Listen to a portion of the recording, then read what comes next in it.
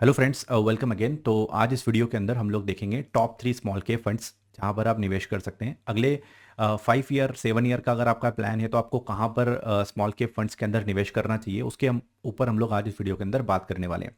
Top 3 funds को निकालने के लिए हम लोगों ने 31 स्मॉल कैप फंड्स को देखा। लगभग 45 से ज़्यादा एएमसी है इंडिया के अंदर, 1800 से ज़्यादा ऑल अक्रॉस द हमारे पास एएमसी की जो स्कीम्स चलती है, small cap, flexi cap, large cap, mid cap. तो उसमें से 31 स्मॉल कैप फंड्स को एनालिसिस किया। लगभग टाइम लगता है 14 डेज 15 डेज के around to understand all funds, उनका standard deviation, beta, returns, risk adjusted returns, Sharpe ratio, Treynor ratio, each and everything कि भाई फंड मैनेजर की क्या कमेंट्री है, उनका क्या व्यू है, किस तरीके का पोर्टफोलियो साइज उन्होंने बिल्डअप किया हुआ है, क्या वैल्यूएशन पे वो ट्रेड कर रहे हैं, पोर्टफोलियोज को रख रहे हैं। तो ईच एंड एवरीथिंग हम लोगों ने इसको एनालिसिस किया है। रिपोर्ट जो हम लोगों ने आज जनरेट की है वो 18 नवंबर 2025 के अंदर की है। ठीक है, तो अगर आप इसको 5 मंथ्स डाउन द लाइन देख रहे हैं तो भी आपके लिए परफेक्टली ये फाइन काम करेगा। टॉप 3 फंड्स को कैसे हम लोगों ने निकाला उसके बारे में ईच एंड एवरीथिंग बताएंगे। क्या मेथड्स हम लोग यूज़ करते हैं, बेसिकली जो मेथडोलॉजी होती है to find out this funds, वो भी मैं आपको यहाँ पर डिस्क्लोज करने वाला हूँ। तो सबसे पहले बात कर लेते हैं कि भाई स्मॉल कैप फंड्स मतलब जो टॉप 250 कंपनीज, मतलब होता है ना कि लार्ज कैप फंड्स होते हैं हमारे पास हंड्रेड्स, ठीक है, फिर मिड कैप फंड्स होते हैं। तो जो 250 कंपनीज में निवेश होता है, आफ्टर 250 के बाद जितनी भी कंपनीज होती है वो स्मॉल कैप कैटेगरीज के अंदर आती है। थोड़ी वॉलेटाइल होती है इन नेचर, बट आपको अगर हेवी रिटर्न्स चाहिए अपने पोर्टफोलियो के अंदर तो आप यहाँ पर जा सकते हैं। स्मॉल कैप के अंदर कौन जा सकता है और किनको कितना इन्वेस्ट करना चाहिए वो अलग मैटर है, बट हम लोग बात कर रहे हैं रिसर्च पॉइंट ऑफ व्यू से कि क्यों इन्वेस्ट करना चाहिए स्मॉल कैप के अंदर, राइट। और रिसर्च में हम लोगों ने क्या देखा है, रिस्क एडजस्टेड रिटर्न्स को देखा है। यानी कि सिर्फ ऐसा नहीं देख लिया कि इसने 31% का या इसने 40% का रिटर्न दिया है over the period of time में तो ये फर्स्ट रैंक पे आता है, ऐसा नहीं होता है।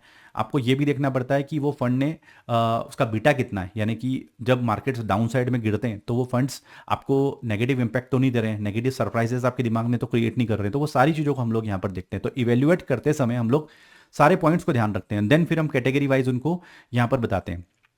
जैसे मैंने बताया भी रखा है कि यहाँ पर हमने एंटायरली 31 समथिंग जो म्यूचुअल फंड्स हैं, ये वेरी करता है। समटाइम एनएफओ नया आ जाता है तो 33 हो जाते हैं, 32 हो जाते हैं। तो इस एग्जैक्ट नंबर पे जाना कि 30 समथिंग जो फंड्स है उसको हम लोगों ने यहाँ पर देखा है, उनकी की मैट्रिक्स को देखा है, वो सारा हम लोग अभी यहाँ पर देखने वाले हैं। तो डेटा हम लोगों ने क्या किया, डिफरेंट डिफरेंट वेबसाइट्स पे गए, सिलेक्शन क्राइटेरिया क्या रखा है कि शार्प रेशो 1 से ऊपर होना चाहिए, पॉजिटिव अल्फा होना चाहिए, कंसिस्टेंसी होना चाहिए in the rolling returns. Approximately उसने 1 ईयर, 3 ईयर, 5 ईयर में पॉजिटिव रिटर्न्स दिए हुए। वैल्यूएशन वाइज जैसे पी पीबी रेशियोज को हम लोगों ने देखा। एयूएम एक स्टेबल फैक्टर होता है। फंड मैनेजर की कमेंट्री क्या हो रही है, किस सेक्टर में डाइवर्सिफाइड इन्वेस्टमेंट है या नहीं है, सो सारी चीज़ों को बेसिकली यहाँ पर देखना होता है। तो डिटेल में नहीं जाते हुए अभी हम लोग सिंपल समझते हैं कि स्मॉल कैप कैटेगरी के अंदर जो एवरेज रिटर्न आया है पिछले 5 सालों के अंदर वो लाया है लगभग 31% के आसपास का। 3 साल का रिटर्न देखूं मैं तो लगभग 21-22% के आसपास का रिटर्न, एवरेज रिटर्न है अक्रॉस द इंडस्ट्री। तो उसको भी हम लोग यहाँ पर समझ लेते हैं। और इन्वेस्टमेंट किस में करते हैं, जिसका 5,000 से कम का मार्केट कैप होता है, बेसिकली उन कंपनीज के अंदर इन्वेस्टमेंट करते हैं। और 250 कंपनीज के बाद जो कंपनीज बचती है बेसिकली वो स्मॉल कैप फंड्स कैटेगरीज के अंदर आती है। तो वॉलेटिलिटी हैवी होती है, ऐसे में जो रिटर्न है वो भी ज़्यादा देखने को आपको मिल जाते हैं। इस कैटेगरी के अंदर जो पहला फंड निकल कर आया वो है बंधन का स्मॉल कैप फंड्स। ये टॉप लेवल का फंड है, नंबर 1 जिसकी रैंक है। स्लाइटली स्टैंडर्ड डेविएशन ज़्यादा देखने को मिलता है। स्टैंडर्ड डेविएशन के ऊपर डेडिकेटेड वीडियो बना रखा है मैंने, आप यहाँ पर आई बटन पे जाएंगे तो देखेंगे कि क्या स्टैंडर्ड डेविएशन होता है, वो पूरा डिटेल में समझा रखा है। तो हायर साइड स्टैंडर्ड डेविएशन थोड़ा सा देखने को मिलता है, बट अल्फा देखेंगे तो अल्फा लगभग 9.53 का अल्फा जनरेट किया है, शार्प रेशियो 1.33 और बीटा स्लाइटली 0.90 के आसपास है। जब मार्केट्स डाउन होंगे तो आपके फंड्स की सिक्योरिटी भी बढ़ती है, उतने डेंट देखने को नहीं मिलते। एवरेज रिटर्न की बात करूं मैं, सीएजीआर यानी कि जो आपका सीएजीआर रिटर्न है वो लगभग 3 साल में 32% है, 5 साल का 31% है, और सिंस इंसेप्शन 6-7 सालों से इस फंड ने लगभग 31% का रिटर्न डिलीवर किया, विच इज़ एब्सोल्युटली फाइन। अगर आप यहाँ पर निवेश का प्लान बना रहे हैं तो एब्सोल्युटली आप जा सकते हैं इस फंड के साथ में। बस यहाँ पर अगर आप एसआईपी के बारे में सोच रहे हैं, वेल एंड गुड, एयूएम बहुत कम है, मतलब कम इन द सेंस अभी मैं आपको दिखाऊंगा एयूएम इस कैटेगरी के अंदर।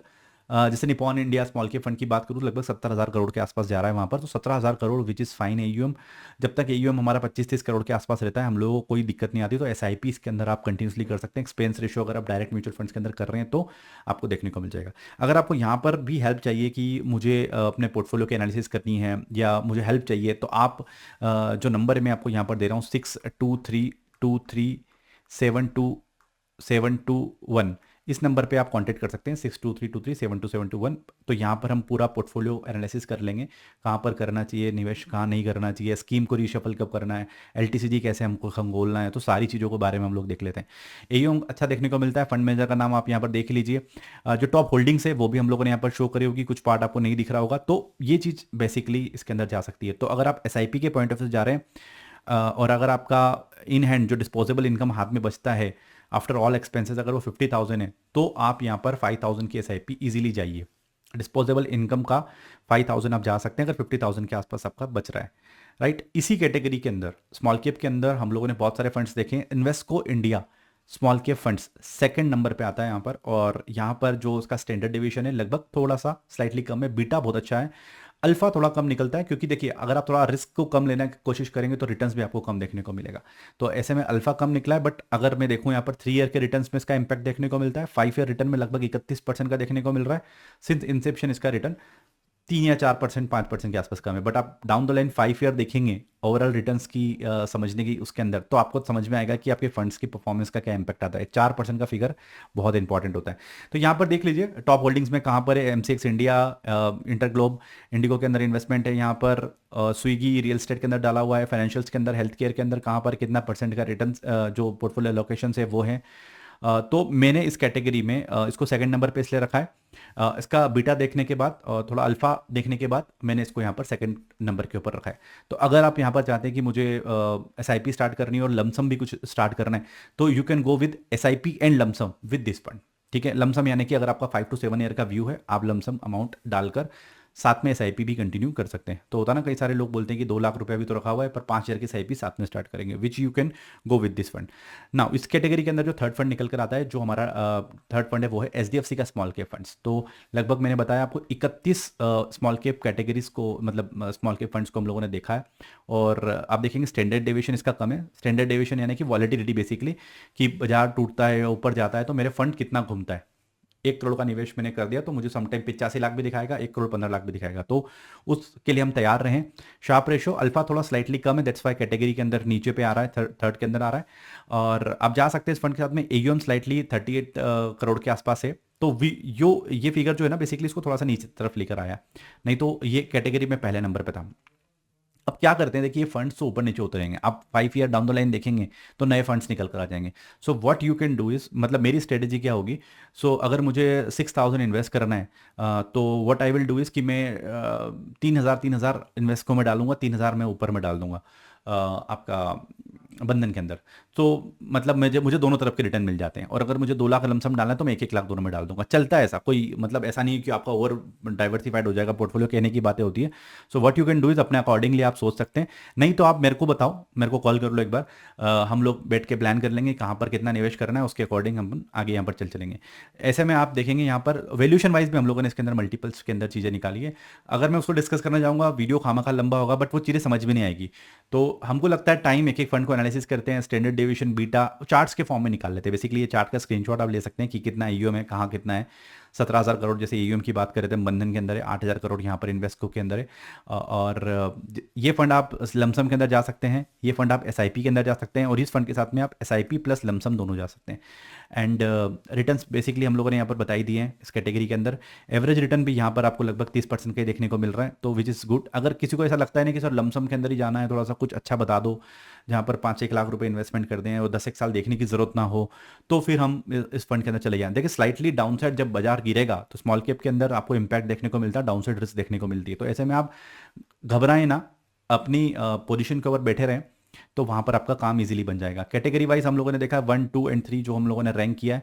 फाइनल कमेंट्रीज पे देख लेते हैं कि क्या आ रहे हैं। टॉप 3 फंड्स को कैसे हम लोगों ने एनालिसिस किया, वो वाई दीज फंड्स क्यों सिलेक्ट किए 31 में से, तो उसका भी रीज़न दे दिया। कोई कंपनीज हमको पेमेंट नहीं करती इनको नंबर पे ले जाने के लिए, बिकॉज डेटा बोल रहा है हर चीज़। तो डेटा के बेसिस पे हम लोग यहाँ पर चलते हैं। तो अगर आपको लग रहा है कि मेरी हायर वॉलेटिलिटी रिस्क लेने की एपेटाइटी है, मतलब मैं तो रिस्क लेने में कोई दिक्कत नहीं आ रही, मेरे को 10 से 12 हज़ार रुपये की एसआईपी करनी है और अभी करनी है, तो मैं 6-6 हज़ार दोनों में डाल दूंगा इन्वेस्ट को स्मॉल कैप के अंदर। लमसम के अंदर जाना आप एचडीएफसी स्मॉल कैप के अंदर जाइए। तो बेसिकली अगर कोई भी और डाउट है आपका तो इस नंबर पर मुझे एक बार कॉन्टैक्ट कर लीजिए, 6232372721। इस पर एक बार कांटेक्ट करिए। myfolios.in मेरी वेबसाइट है जहां पर हम लोग पेपरलेस म्यूचुअल फंड के अंदर इन्वेस्टमेंट करवाते हैं, वो डिटेल भी आपको दिख रही है। तो कोई भी और इशू आता है एक बार हमको कांटेक्ट करिए, नहीं तो आप यहाँ पर निवेश कर सकते हैं सीधा। तो फ्रेंड्स, आज के इस वीडियो के अंदर फिलहाल इतना ही। इस तरीके की और वीडियोस एंड रिलेटेड कंटेंट्स के लिए आप हमारे चैनल को सब्सक्राइब कर सकते हैं thefinbaba.com। एंड तो फ्रेंड्स, मिलते हैं हम अगले वीडियो के अंदर। जब तक के लिए गुड बाय, टेक केयर।